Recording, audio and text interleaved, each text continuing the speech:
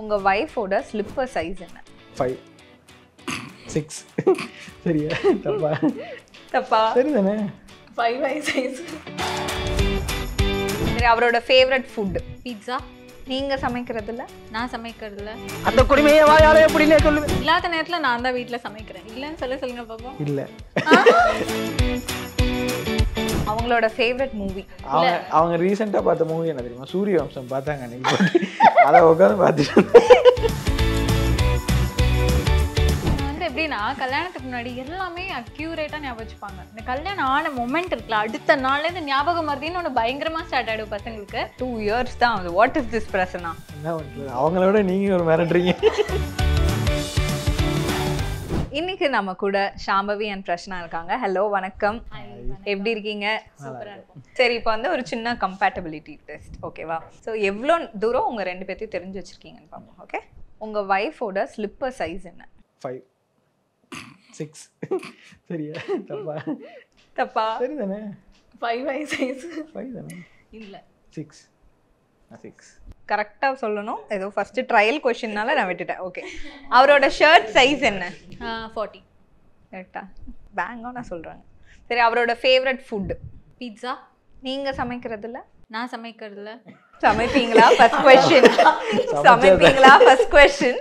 சமைச்சிங்கன்னா அப்படி சமைப்பா சார். மனசாட்சி இல்லாம. ஐ திங்க் நான் சமைக்கிறதுல இவருக்கு பிடிச்சது வந்து நான் வந்து சப்பாத்திக்கு பன்னீர்லாம் பண்ணுவேன். அது ரொம்ப பிடிக்கும்னு நினைக்கிறேன். அப்புறம் ஐ திங்க் ரசம் அண்ட் அது உங்களுக்கு பிடிச்சது. பொட்டேட்டோ. நான் ரசம் அண்ட் பொட்டேட்டோ ஃப்ரை பண்ணா பிடிக்கும்னு தெரியும் எனக்கு. For sure. சொல்லித்தானே இங்க நீங்க வந்து தைரியமா இருக்கலாம். நாங்க எல்லாரும் இருக்கோம். உங்களுக்கு தப்புனா தப்புன்னு சொல்லுங்க. அதுக்கப்புறம் அதை மறந்துடுவாங்க. டக்குனு ஞாபகம் வரல. என்ன பிடிக்கும் இவங்க செஞ்சதுலன்னு ரொம்ப நாள் ஆச்சு செஞ்சு. எங்க அம்மா பார்த்து நாளைக்கு கேட்பாங்க, என்ன நீ சமைக்கிறதே இல்லையா? அதுதான் ஆன்ட்டி உண்மை. சமைக்கிறது இல்ல அவங்க. நான் ஷூட் போயிடுவேன். ஷூட் இல்லாத நேரத்துல நான் தான் வீட்ல சமைக்கிறேன். இல்லன்னு சொல்லுங்க பாப்போம். இல்ல. சரி, ஆமா ஆமா. சரி, பீட்சா சொன்னாங்க. அது கரெக்டா? அவங்களோட ஃபேவரட் ஃபுட்? ஓகே, ஒரு அதுவும் பிடிக்கும். பட் ஆனா ஃபேவரட்னா சரி, நீங்க சொல்லுங்க உங்க ஃபேவரட் ஃபுட் என்ன? சொல்லிருங்க. எனக்கு வந்து ஸ்ரீலங்கன் ஃபுட் ரொம்ப பிடிக்கும். அவுட். நீங்க அவுட் இதுல. சரி, ஓகே. உங்க வைஃபோட ஃபேவரட் சாங்? இப்பதான் பார்ட்னர் ஏதாச்சும் சொல்லி. நான் ஏன் ஹிண்ட் எல்லாம் கிடையாது. No no copy. இல்ல 3 மூவில ஒரு பாட்டு பிடிக்கும் அவங்களுக்கு.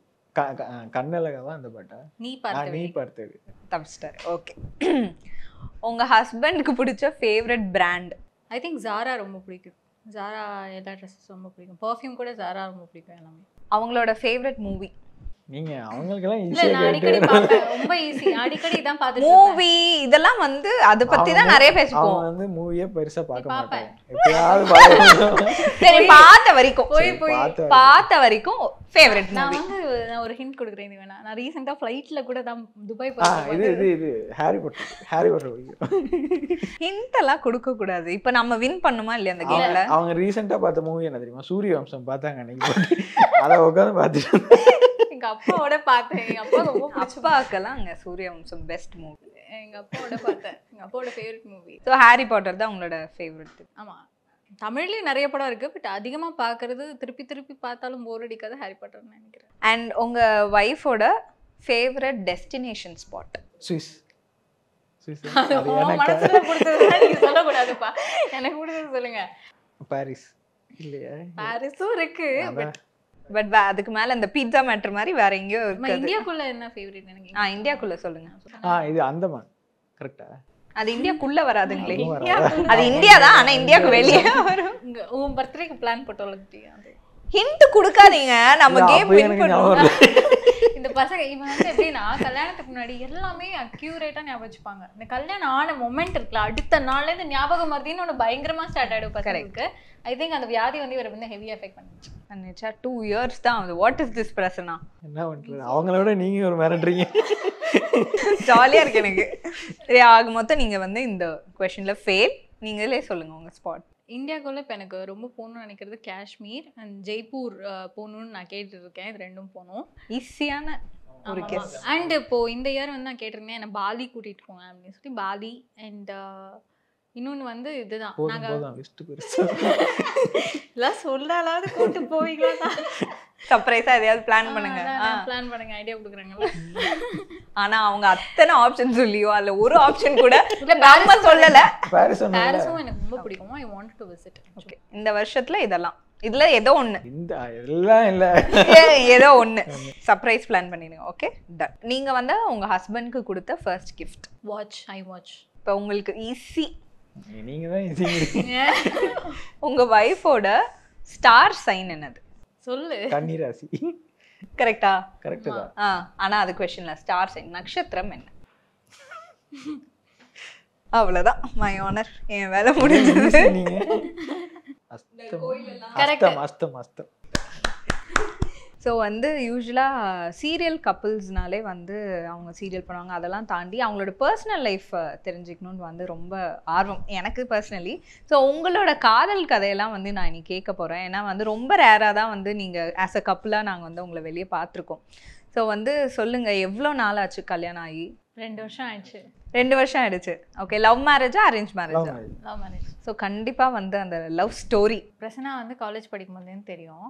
நாங்கள் ரொம்ப வருஷமாக ஃப்ரெண்ட்ஸ். அப்போ ஸோ ஒரு 7 இப்போ ஒரு 10 இயர்ஸ் ஆயிருக்கும் ஃப்ரெண்ட்ஸாக இருந்து. Okay, 10-11 years friends. ஸோ ஒரு பாயிண்ட்ல அப்படியே ஃபோனில் பேசி பழகி லவ் பண்ணியாச்சு.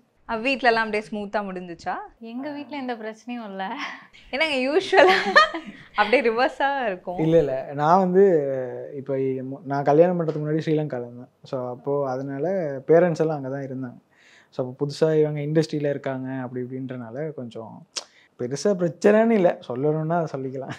ஸோ நீங்கள் சொன்னீங்களே அவங்க இண்டஸ்ட்ரியில் இருக்காங்க, அதெல்லாம் ஃபஸ்ட்டு உங்களுக்கு எப்படி இருந்தது? ஐயோ நம்ம வந்து இப்போ ஒரு ஸ்பாட்லைட்டில் இருக்க ஒருத்தங்களை வந்து கல்யாணம் பண்ண போகிறோம், இப்போ அவங்க மேலே இருக்க அட்டென்ஷன் நம்ம மேலேயே கொஞ்சம் வரும், அந்த மாதிரி பயம்லாம் இருந்ததா? இல்லைன்னா ஜாலியாக இருந்ததா? I am marrying a celebrity? இவ்வளோ தூரம் நம்ம யோசிக்கலை அந்த டைம்.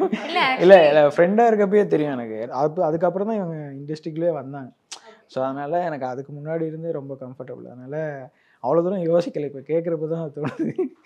அப்படியெல்லாம் ஒரு ப்ரெஷர் இருந்தது இல்லை எப்பயுமே. அண்ட் எங்கேயாவது வந்து அவங்க வெளியெல்லாம் போகும்போது, இப்போ கப்பலாக இப்போ நீங்கள் வெளியெல்லாம் போகும்போது வந்து இந்த ஃபேன் மூமெண்ட்ஸ்லாம் நடக்கும்ல, அப்போல்லாம் வந்து இவர் எப்படி ரியாக்ட் பண்ணுவார்? அண்ட் உங்களுக்கும் எப்படி ஓரமாக என்னன்னா, நான் என்னோட சீரியல் பார்க்குறவங்கலாம் என்கிட்ட ஃபோட்டோ எடுப்பாங்க. நிறைய பேர் என்ன நினைப்பாங்கன்னா, இவர் ஹீரோவா, இவர் ஆர்டிஸ்ட் அப்படின்னு நிறைய பேர் கேட்டிருக்காங்க. ஸோ அந்த மாதிரி இவர் நிறைய பேர் ஹீரோன்னு நினச்சி ஃபோட்டோ எடுத்திருக்காங்க. அந்த சும்மா எடுத்திருப்பாங்க. நானும் சரி அதெல்லாம் வெளியே சொல்லிக்கலாம். ஓகே, எடுத்துக்கோங்க. சூப்பர். ஸோ வந்து இப்போ இந்த ரிலேஷன்ஷிப் யூஸ்வலாக வந்து நீங்கள் சொன்ன மாதிரி ஒரு ஃப்ரெண்டாக இருந்து கல்யாணம் பண்ணிக்கிறது வந்து ரொம்ப பேர்த்துக்கு நடக்காத ஒரு விஷயம் இல்லையா? ஸோ இதோட அட்வான்டேஜஸ் அண்ட் டிஸ்அட்வான்டேஜஸ் நீங்கள் சொல்லுங்களேன்.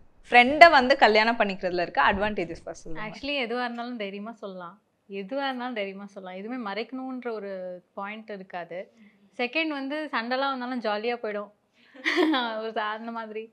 அண்ட் ட்ரஸ்ட் இருக்கும். ஆக்சுவலி முன்ன பின்ன தெரியாதவங்களை கல்யாணம் பண்ணுறதை விட நம்ம பெஸ்ட் ஃப்ரெண்டே கல்யாணம் பண்ணும்போது அவங்க நம்மளை இன்னும் பெட்டராக அண்டர்ஸ்டாண்ட் பண்ணிப்பாங்க. நம்ம என்னன்றது அவங்களுக்கு ஆல்ரெடி தெரியும்.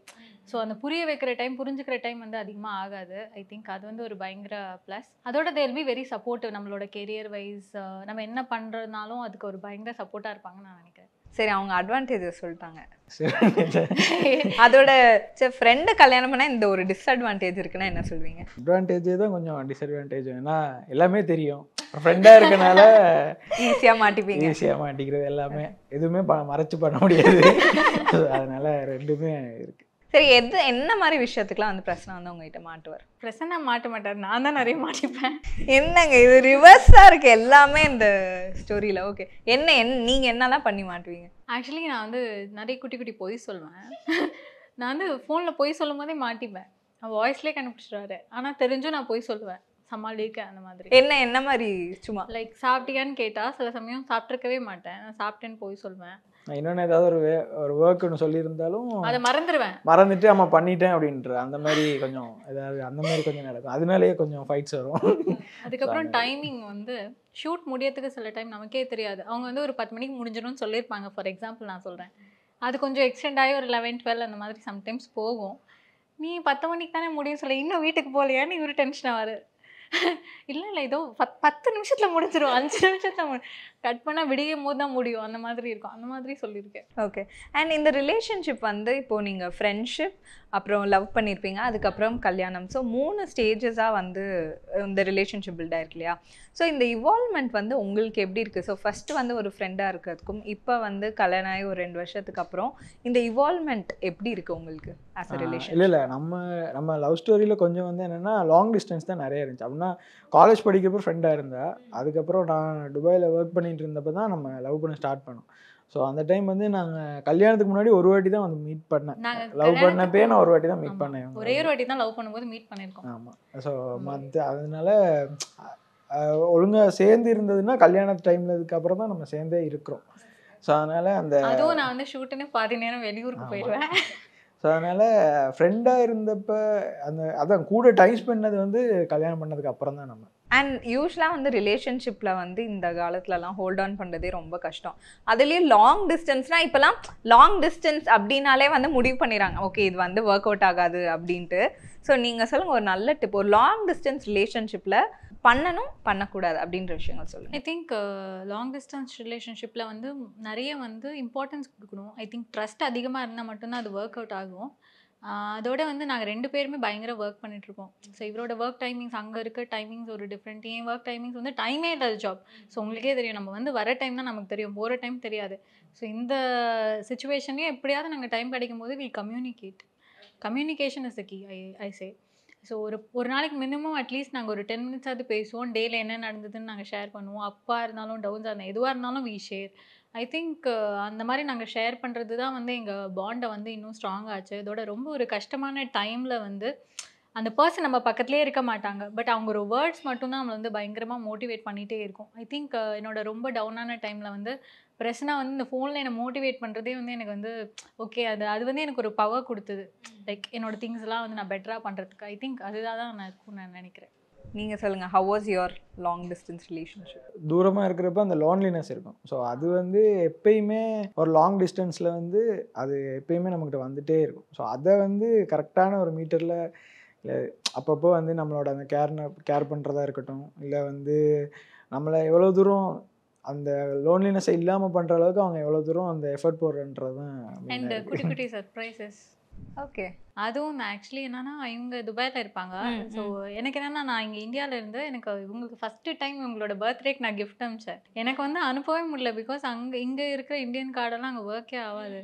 என் கிஃப்டெல்லாம் அனுப்புறதுக்கெலாம் நான் வந்து ஒரு 3 மாதம் எஃபர்ட் போட்டேன். 3 மாதம் நான் ஹார்ட் ஒர்க் பண்ணி தான் என்னால் கிஃப்டே அனுப்பிச்சது. ஐ திங்க் அந்த ஒரு கேர் நம்ம அங்கே ஃபிசிக்கலாக இல்லைனாலும் we should make sure that அவங்கள ஹாப்பியாக பார்த்துக்கணுன்ற ஒரு தாட் ப்ராசஸ் இருக்கணும்னு நினைக்கிறேன். நீங்கள் சொன்ன மாதிரி more like friends more then a couple. நீங்கள் வந்து ஒரு பியூட்டிஃபுல்லான ஃப்ரெண்ட்ஷிப் இருக்குது உங்களோட ரிலேஷன்ஷிப்பில். அதை என்றைக்குமே கேரி ஆகணும். பெஸ்ட் விஷஸ் ஃப்ரம் டீம் கலாட்டா. Thank you so much for joining. Thank you so much.